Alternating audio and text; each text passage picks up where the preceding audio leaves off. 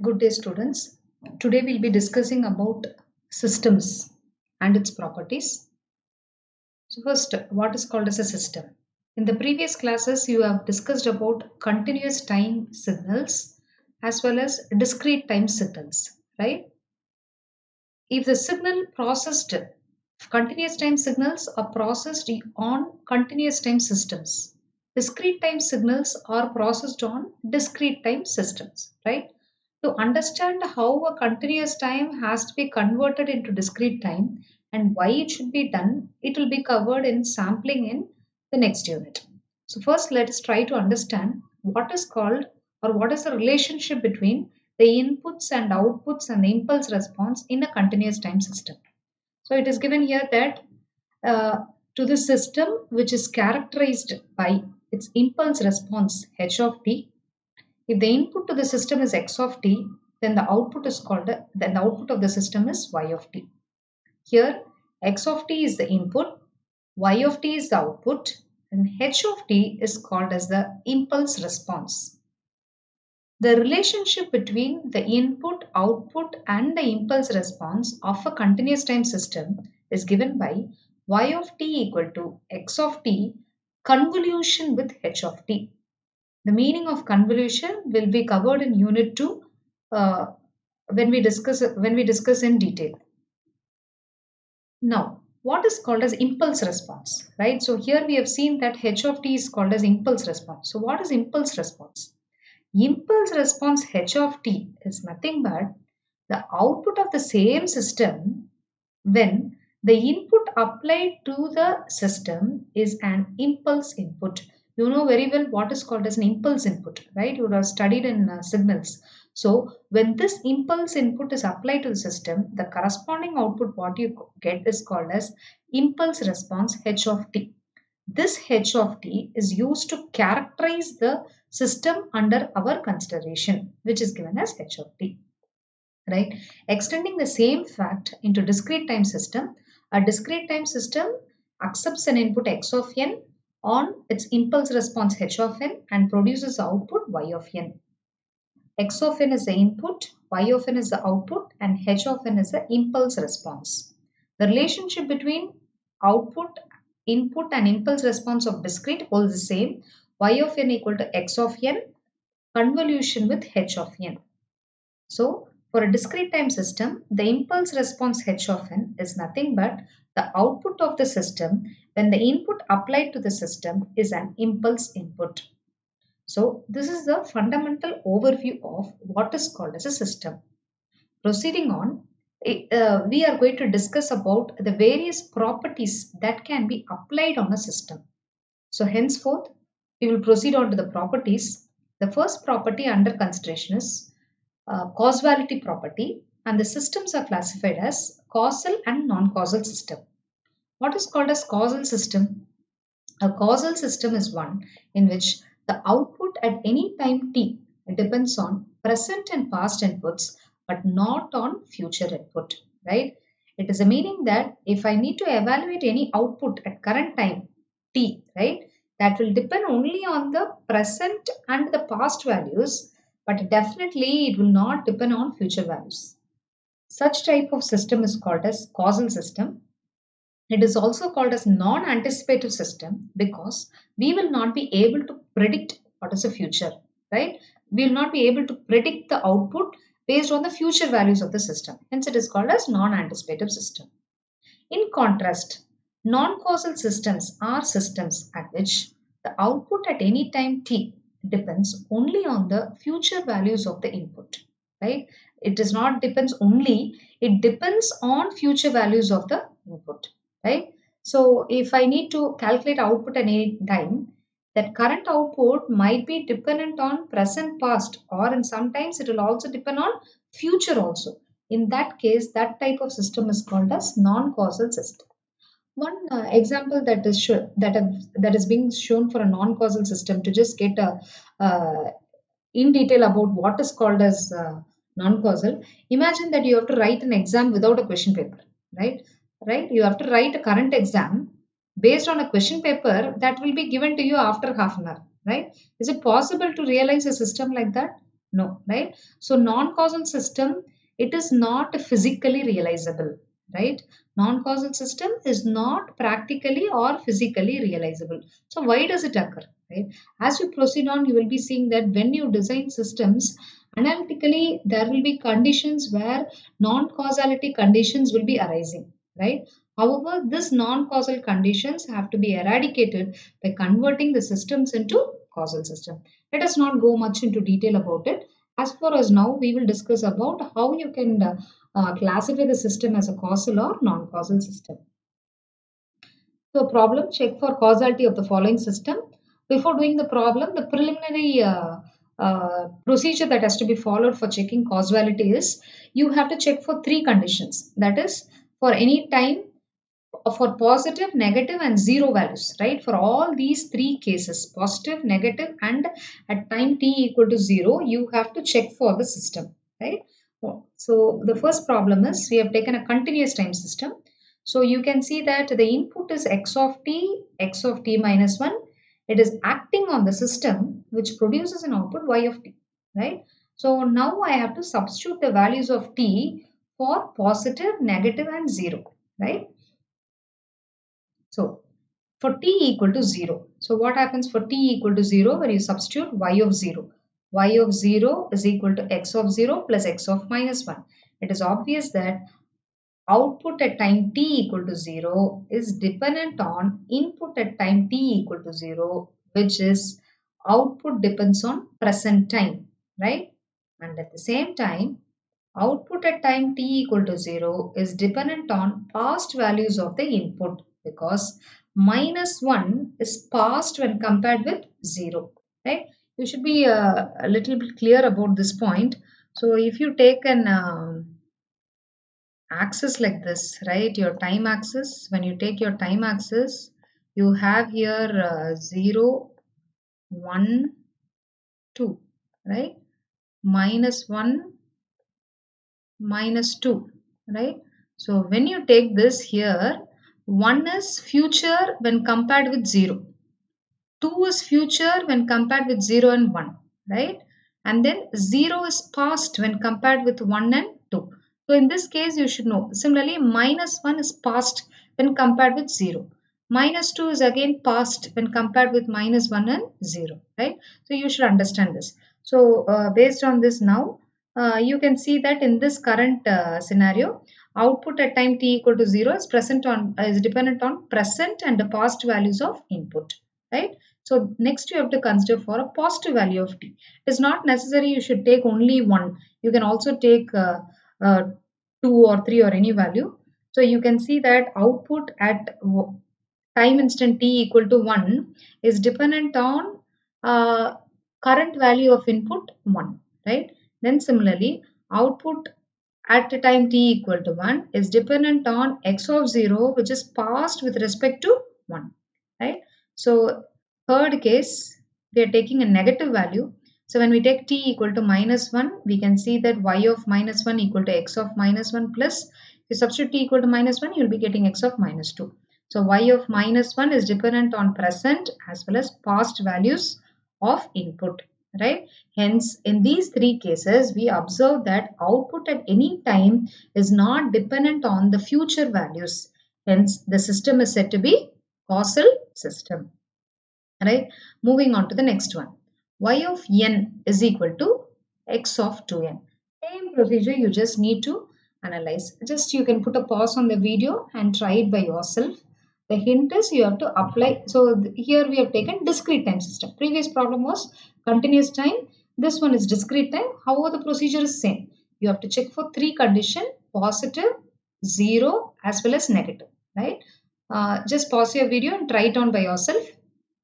So now, just you can verify. So for when I'm taking n equal to 0, y of 0 equal to x of 0. It means that output at any time, at current time y of 0 is present on current value of input x of 0, right?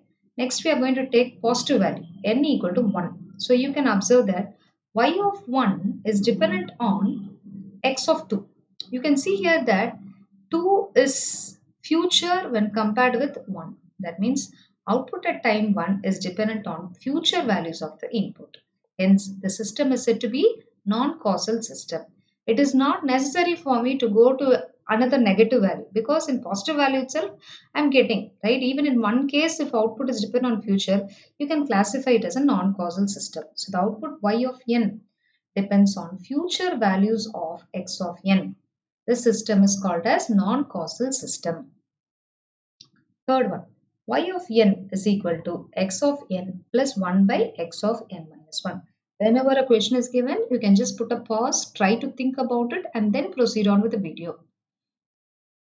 So same procedure for n equal to 0, it is dependent on present and the past values of the input. For positive values, again, it is dependent on, output is dependent on present values of input and past values of input. Third, for n, actually, the thing is here it should be, a small correction. Here it should be n equal to minus 1 negative value, and this is going to be n equal to plus 1, right? So for n equal to plus 1, y of 1 equal to x of 1 plus 1 by x of 0. So output is dependent on present values and past values. So in all three cases, the output at any time n is not dependent on the future values. Hence, the system, it depends only on present and past values. Hence, the system is said to be a causal system. Right? Then, moving, I think the causality property is clear. Now we'll move on to the next property or next type of system, linear and non-linear system. And the corresponding property is called as linearity property. Before going into how to classify it as a linear or non-linear, let us just understand what is called as a linear and non-linear from a very broad perspective, right? So just look here, I have given a system equation y of t equal to 2 into x of t plus 3, right? So x of t is my input. It acts on 2. It is multiplied by 2 added with 3 and it produces an output y of t, right? I have tried to plot this equation on a graph, right? The response that I got over here is nothing but a straight line. You can see that x-axis is my input x of t, y-axis is nothing but my output y of t, right? So plotting this equation, I got the response as a straight line, right? So any system whose response is a straight line is called as a linear system, right? A very simple thing, a straight line equation, y equal to mx plus c, or any form of equation which follows a straight line. Obviously, next we have gone for one more equation, y of t equal to 0.5 x squared of t minus 5, right? We're trying to plot this onto a graph. It does not give a linear, it gives a parabola, right? So any type of system whose response, what is the response? The output y of t based on the value of input x of t, right? Whose response is non-linear or whose response is not a straight line is called as non-linear system, right? Now let us go into how you can, what is the detailed methodology of classifying whether a given system is linear or non-linear. So fundamentally, linear systems obey the principle of superposition. Non-linear systems do not obey the law of superposition. So what is called a principle of superposition, right? Principle of superposition is based on two laws. One is law of additivity and the other one is a law of homogeneity, right? So this superposition principle is what we are going to apply in order to find out whether a given system is linear or not, right? So first let us just see what is called as law of additivity, right? We are not going into how we are going to check. I'm just going to give you an insight into what is called as law of additivity. So here you can see that what is given here is I have an input x1 of t, right? Signal x1 of t. It is applied onto a system. The corresponding output that is produced is y1 of t, right? Similarly, I have another independent input x2 of t applied to system 2. The corresponding output is y2 of t, right? Both these outputs are summed together and the corresponding output that I'm getting is called as y dash of t, right? So this is one aspect. I'm just getting the responses, right? Y1 and Y2 are responses. I'm adding those, I'm getting what is called as y dash of t, right? Second perspective is I'm taking both the inputs x1 of 2 and x2 of 2. But before passing it on to a system, I am just adding both the inputs x1 and x2. The resultant x1 and x2 is then passed on to a system, right? I am getting an output y of t, right? So here, these are in both cases we are getting an output, right? In the first case, the responses y1 of t and y2 of t were added, right? Individual responses were added. Whereas here, the inputs were summed and then passed to a system and the corresponding output was obtained. If these two outputs evaluate to the same value, then that system obeys the law of additivity, right? You can just put a pause and just have an insight about it to what is called as additivity. So if y of t is equal to y dash of t, it obeys law of additivity. Moving on to law of homogeneity. What is called as law of homogeneity? If x of t is applied to a system and it produces a corresponding output y of t, then if you multiply the input x of t by some scalar quantity or weighted quantity a, right? Then if the corresponding output y of t is also multiplied by a, or if this system produces an output which is multiplied by a, then that systems obey the law of homogeneity, right? So if the input is multiplied by a and if the system produces an output which is again multiplied by a, then it obeys the law of homogeneity, right? So principle of superposition takes into account both this law of additivity and law of homogeneity. So we will combine these two in this particular side. So x1 of t is the input. It is applied to, you can just follow with me step by step. x1 of t is my independent input, right? Which is applied to system 1, right? Then we get the corresponding output y1 of t of the system. Then x2 of t is another independent input applied to system 2. We get the output y2 of t. These two y1 of t is scaled by a, y2 of t is scaled by b in order to bring homogeneous aspect into account, right? So y1 of t is multiplied by a and y2 of t is multiplied by b. What will be the output? A into y1 of t and b into y2 of t. Now we are going to add these two responses. So a y1 of t and b y2 of t are weighted responses or scaled responses, right? Because the responses have been scaled by a factor of a and b. Now adding these two together, we obtained a output which is called as y dash of t. So this y dash of t, I am denoting it as weighted or scaled sum of outputs, right? Because it is weighted or scaled sum of outputs. That is, the outputs y1 of 2 and y2 of 2 are scaled and added together, and that is why y dash of t is called as weighted or scaled sum of outputs. It is one perspective. Let us take the other perspective. We have this input x1 of t and x2 of t. Now, before applying to the system, both these inputs, one is scaled by a, another one is scaled by b, right? After scaling, what you get? You will get here a into x1 of t and you will be getting here b into x2 of t. These two are added together to produce a x1 of t plus b x2 of t, right? So this added output is passed on to a system and this system again produces an output y of t. I think you can notice the difference between these two perspectives, right? In the previous case, responses were obtained, scaled and added. But in the second case, inputs were scaled and then added and then it was passed on to the system, right? So this this output y of t is nothing but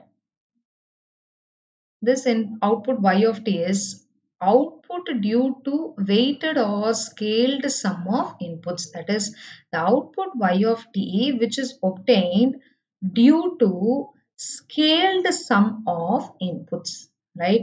So now linearity comes into account. So you have to check for y of t and y dash of t, right? If y of t is equal to y dash of t, then the system is called as linear system. If y of t is not equal to y dash of t, it is called as non-linear system, right? So you can put a pause and then analyze or try to understand what is called as or how to check for linearity. We proceed on to the problems. So check for the linearity of the system. So the system equation that is given here is y of t equal to t into x of t. Right? So x of t is the input. It is multiplied by t and the corresponding output is y of t. Right? Step 1. So how do you, if you follow these steps, it will be easier for you to arrive at a conclusion without any confusion. So step 1. Step 1 is you should find weighted or scale sum of outputs, right? So my step 1 will be to find this corresponding output y of t, right? So how do I find here y of t? Scaled sum, weighted or scaled sum of outputs. Okay, so here it should actually be the reverse. You can take this as y of t and you can take this as y dash of t. That's it. So here to find the weighted or scale sum of outputs. To find this, you can take y of t and you can split it into two responses. I need to find two responses. So one is y1 of t and another is y2 of t. So what you do is in the system equation, just you find the first outputs, individual outputs. So what will be the individual outputs? Y1 of t equal to, just from this equation, you can write y1 of t equal to t into x1 of t, right? Y2 of t equal to t into x2 of t, right? You have obtained the individual outputs. Now, you have to find the weighted or scaled sum of outputs. So, next is we are going to find scaled outputs. And then next one will be summing. So, what will be the scaled output? What is called a scaled? You are going to multiply this equation entirely by A. This equation entirely by B. So a y1 of t equal to at x1 of t, b y2 of t equal to bt into x2 of t. Then, so now next one y dash of t. So y dash of t. So actually here the only thing that I would like to change here is this should be y dash of t, right? Okay. So next third one is we have found outputs, we have got scaled outputs, but our ultimate aim is to what find? To find weighted or scaled sum of outputs. So y dash of t equal to a into y1 of t. That is, you have to add a into y1 of t plus b into y2 of t. So when you substitute from this equation, a y1 of t is at x1 of t plus bt x2 of t. So you have obtained a weighted sum of outputs. So weighted sum of outputs y dash of t is equal to, so this equation same, right? Y dash of t equal to at x1 of t plus bt x2 of t. So this is equation number 1. This equation number 1 is nothing but the previous slide that we have seen. We have just obtained this part, weighted sum of outputs we obtained. So the next part is we have to obtain output due to weighted or scaled sum of inputs, right? So to find out that, we will proceed on. So step 2, to find output due to weighted or scaled sum of inputs, and that corresponding output is called as y of t. So how do you find this? So your input x of t should be written in terms of x1 and x2, right? So weighted sum of inputs. So let x of t is equal to, if you take the previous one, we have seen, we have taken x of t, we have multiplied it with a, we have taken x2 of t, multiplied it with b, and then we have added both together. So let x of t equal to a into x1 of t plus b into x2 of t. Now it is passed on to the system. So what is the system here? This is my system, y of t equal to t into x of t. So in the place of x of t, you have to substitute this, right? So we know that y of t equal to t into x of t. So t into ax1 of t plus bx2 of t. You are getting the equation y of t equal to at x1 of t plus bt x2 of t. This is equation 2, right? When you compare equation 1 and 2, you can see that both these right hand sides are equal. That is, y of t is equal to y dash of t. So y dash of t is nothing but what? A into y1 of t plus b into y. The simple thing is y of t equal to y dash of t, right? Hence the system is called as linear, right? So this is a procedure to find out if the system is linear or not, right? Moving on to the next problem. Check for linearity of the system y of n equal to 2 into x of n uh, plus 1 by x of n minus 1. So to first step is you have to find output due to weighted or scale sum of output. This is a discrete time system, so it should be y of n. It's going to be y dash of n. So first we are going to find weighted or scaled sum of output, which is nothing but y dash of n. So how do you find? Same procedure. Y of n, you have to split into two outputs, y1 of n, y2 of n. First you find outputs. Rewrite this equation in terms of y1 and y2. So y1 and then y2, right? What is the next step? You have to scale it. That means this entire equation you multiply by a. This entire equation you multiply by b. The scaled outputs you are multiplying by a, and the next equation you are multiplying by b. What is the third one? You have to find the weighted sum of the scaled outputs. Both these equations you have to add so that you get y dash of n. So weighted sum of outputs y dash of n, right? So it should be y dash of n is equal to a into y1 of n plus b into y2 of n, right? So now in the place of a y1 and b y2, substitute these over here. So when you substitute, what do you get? Y dash of n is equal to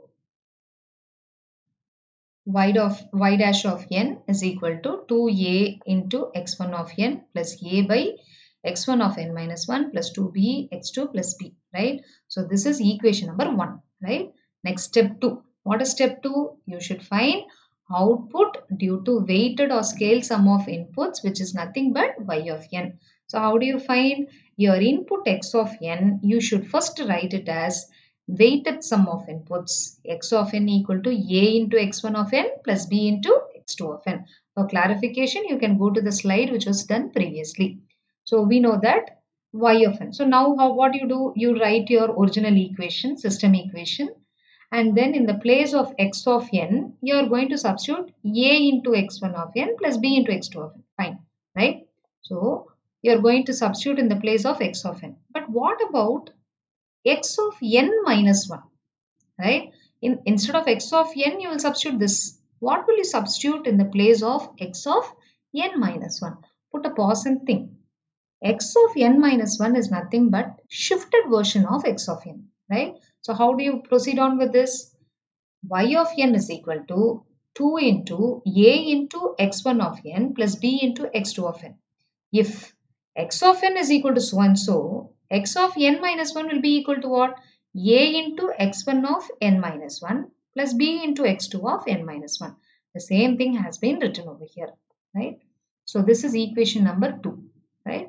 So comparing these two equations, do you find out that equation 1 and 2 is same? Observe carefully. Comparing equation 1 and 2, y of n is not equal to y dash of n. So here you can see that the fractions are separate. Here the fraction is together, right? So this type of equation is called as non-linear system, or this type of system is called as non-linear system, right? Moving on to the next one, check for the linearity of the system. You can see that this is a differential type of equation, right? D into y of t by dt plus 2 into y of t equal to x squared of t. So y of t itself is in the form of differential form, right? These type of problems, to make it simpler, what we do is we follow this procedure. As usual, step 1, to find scaled or sum of outputs, which is nothing but y dash of t. We need to find what is y dash of t, right? So outputs, So y of t you have to split into y1 of t and y2 of t. So what we have to do, if you replace this equation, wherever you have y of t, you are going to put as y1. Wherever you are going to have x squared of t, you are going to put it as x1. Similarly, what is the modification you are going to do here for simplicity of calculation is the entire differential equation is there, right, with related to y, right? That differential equation with related to y should be replaced as capital Y1 of t, right? So what happens? Capital Y1 of t is equal to x1 squared of t. There, capital Y1 of t is nothing but dy1 of t by dt plus 2 into y1 of t. Similarly, dy2 of t plus t. So it goes on. So this differential equation is replaced by capital Y2 of t. This is just to simplify the process. So now, similarly, find now weighted output. So what will be the weighted outputs?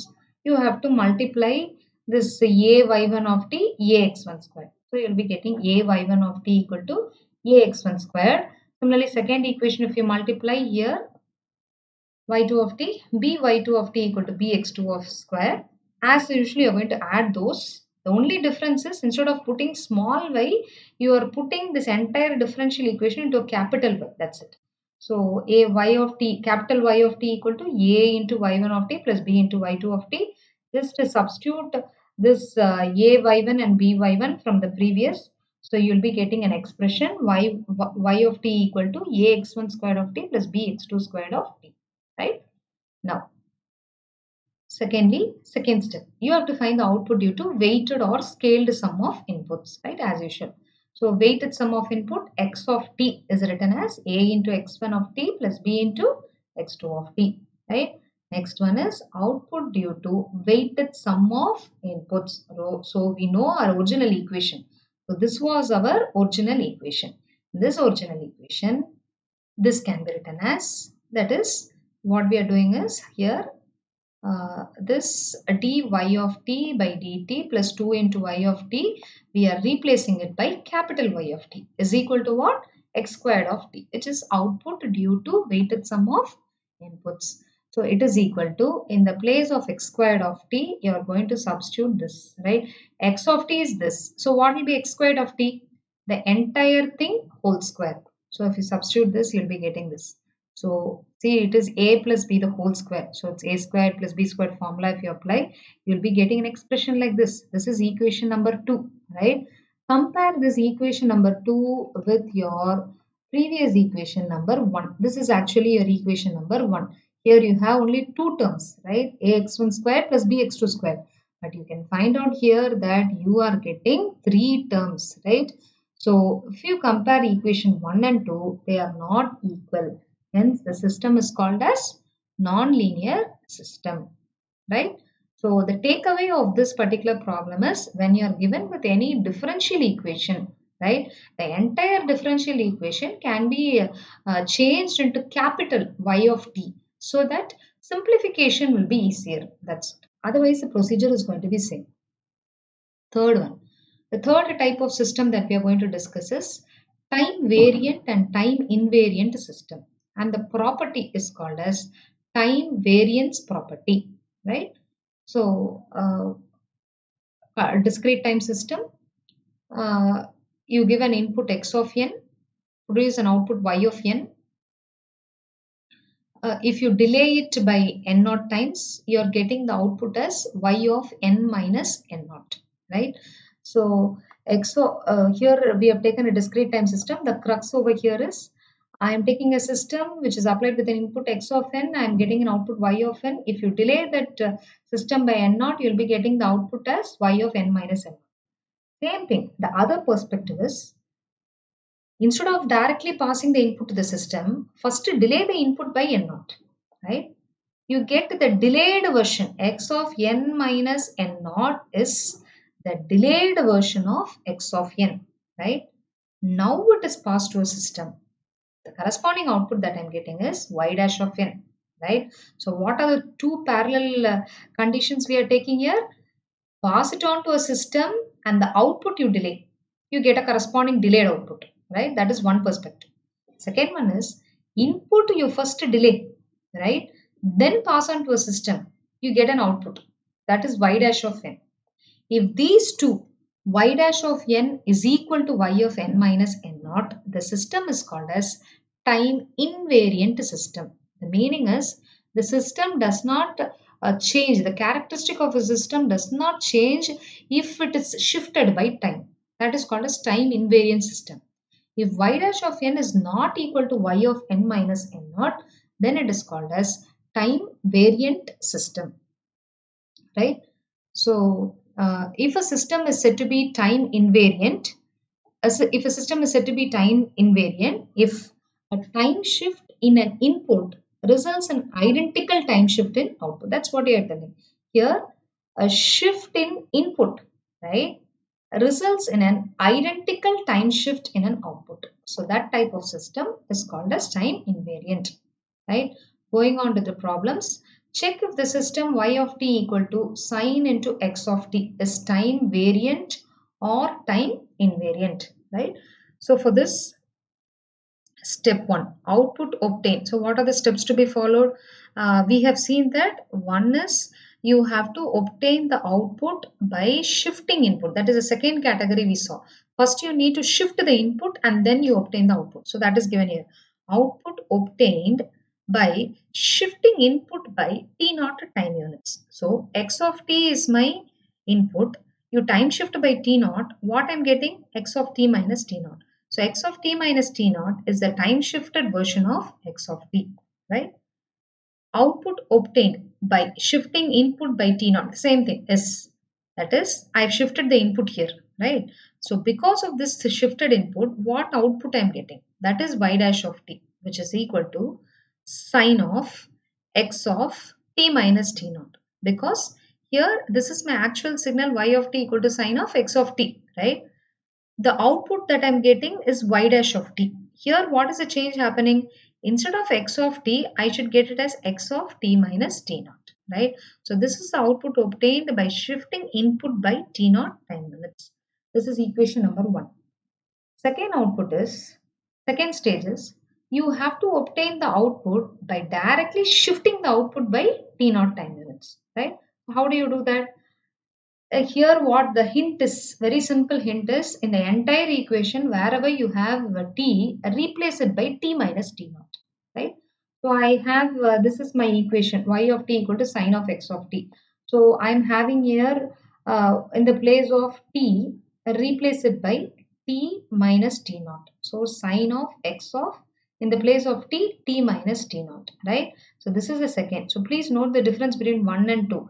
In the first one, the input alone changed. Based on this input, I got this output, right?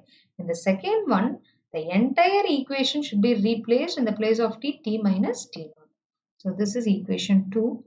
Compare equation 1 and 2. Y dash of t is not, sorry, in this case it is equal to y of t minus t naught. Hence the system is time invariant. Is it clear? So identical, so the meaning is the shift in input, if you directly shift the input and produce an output, or you produce an output and then shift again the output, both are same. That is why the system is time invariant. Moving on to the next one. Check if the system y of n equal to x of n plus n into x of n minus 1 is time variant or time invariant. We have taken a discrete time system here, right? So put a pause, try it on by yourself, follow the same steps, right? So step 1, output obtained by shifting input. So x of n is my input. If I shift it by n naught times, I'm getting x of n minus n naught, right? N naught times. Here you observe that I don't have just one input x of n. I have one more input x of n minus 1. So that also should be shifted, right? So what I do is x of n minus n naught. So this x of n minus 1 naught is a time shifted version of x of n. Next, if this is same, if this is produces this, then x of n minus 1, if it's my original signal, if it is shifted by n naught, what will I get? X of n minus 1 minus n naught. So this x of n minus 1 minus n naught is a time shifted version of x of n. So now, because of these shifted inputs, what output I get? That is output obtained by shifting input. So that is given by y dash of n, which is x of n minus n naught. See, in this original equation, in the place of x of n, replaced by x of n minus n naught plus n. Don't forget this n. So n into x of n minus n naught minus 1. So in the place of x of n minus 1, I am replacing by this, right? So this is equation number 1. Proceeding on to the second step, output obtained by directly shifting output by t naught time units, right? So in this case, an entire equation should be replaced, n should be replaced by n minus n naught. So if you replace, you observe that entire equation. So in this entire equation, n minus n naught, x of n minus n naught. Do not forget this n. N is replaced by n minus n naught, x of n minus n naught minus 1. This is equation 2, right? Now you compare equation 1 and 2. What is the difference, right? So here this n and here this n minus n naught. So this is a difference between these two equations. Both these equations are not equal, right? So both these two equations are not equal because n here I'm getting n minus n naught. So the system is said to be time variant system. The hint here is, the take back from this is, whenever in any system equation,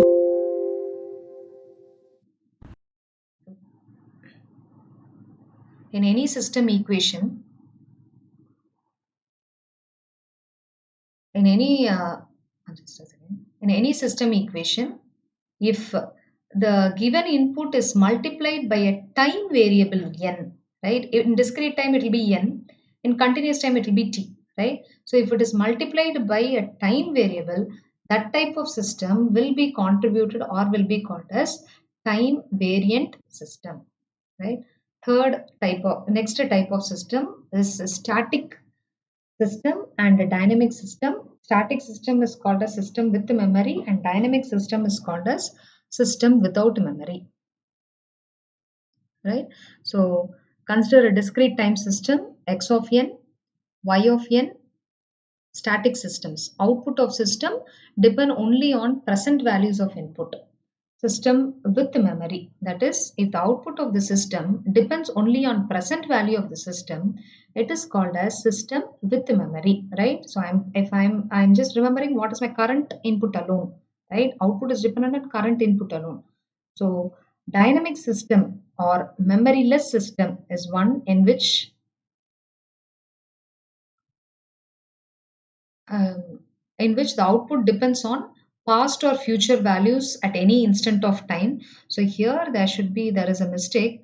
So here it should be the reverse. Uh, Dynamic system is called as system with memory and a static system is called as memoryless system, right? It is right. So this should be system without memory or it is called as memoryless system, right? Here it is called as system with the memory, right? So because dynamic system will depend on output at any time depends on past or future values, hence it is called as systems with memory, whereas in static time output depends only on present values of input. So this type of system does not have memory, right? So let us move on, check if the system is static or dynamic. So how do you proceed here? I'm taking here, okay, you have to substitute for various values of n, right? So we have taken here y of n is equal to 1.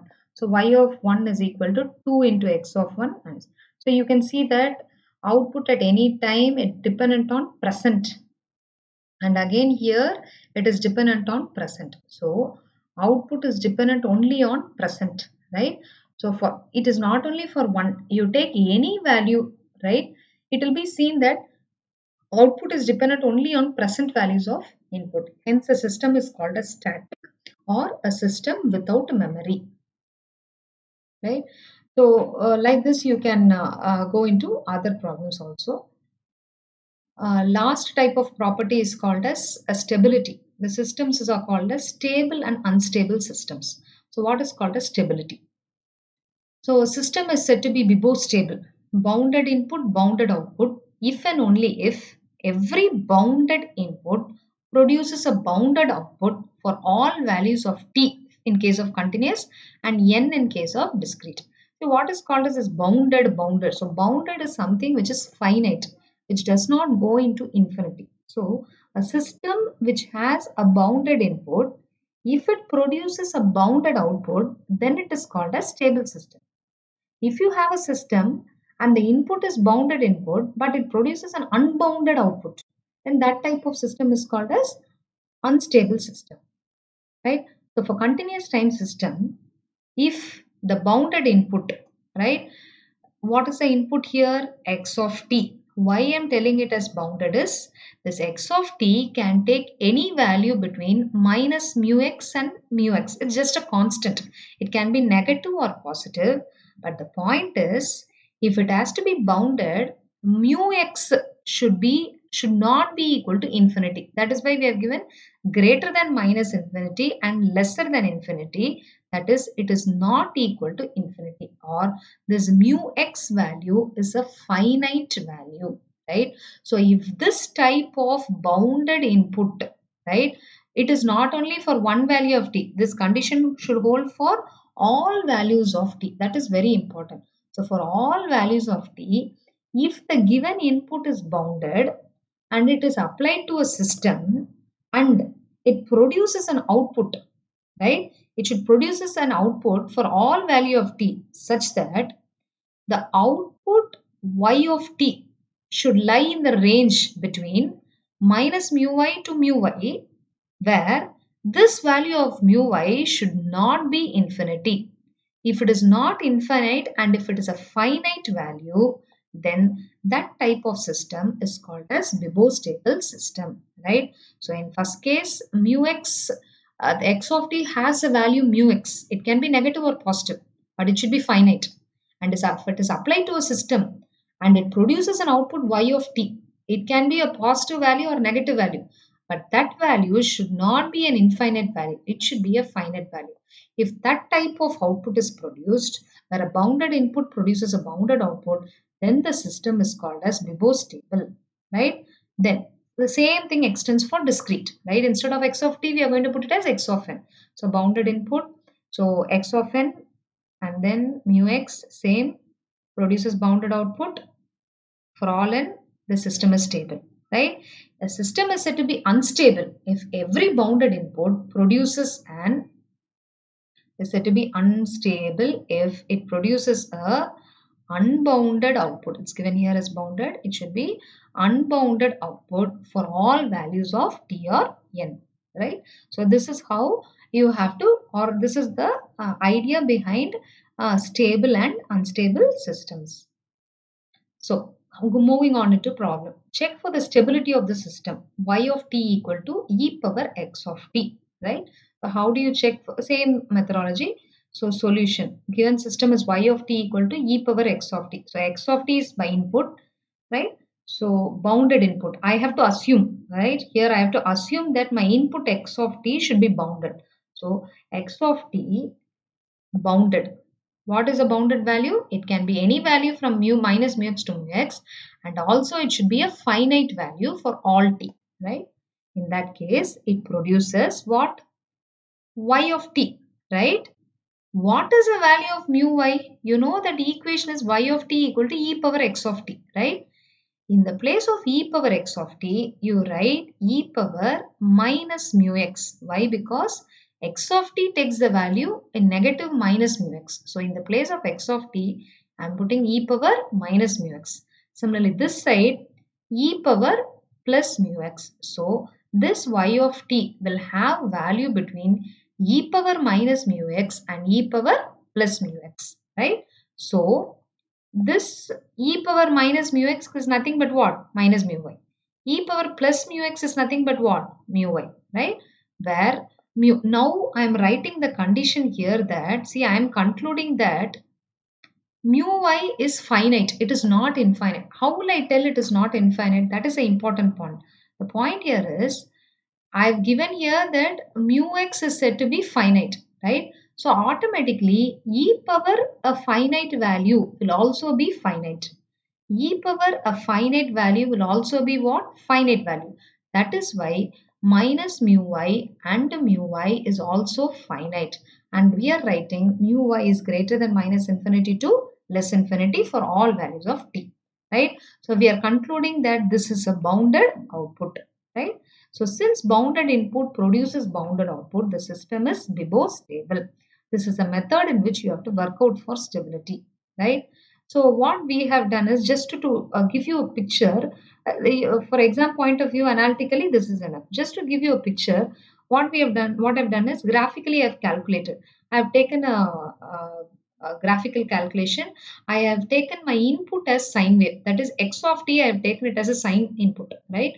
We know very well that sine t is a bounded input. It has finite values, right? It does not go to infinity, right?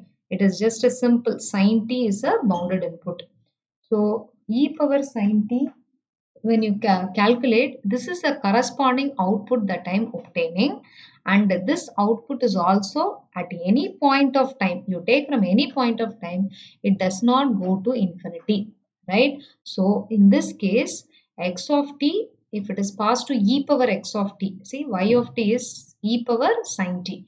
So it produces a bounded output and the system is said to be stable, right? So this is just to give you an idea of what is called as bounded input will produce a bounded output, right? Then check for stability of the system. Y of n equal to n into log of x of n. So y of n is equal to n into log of x of n, right? So bounded input, same procedure.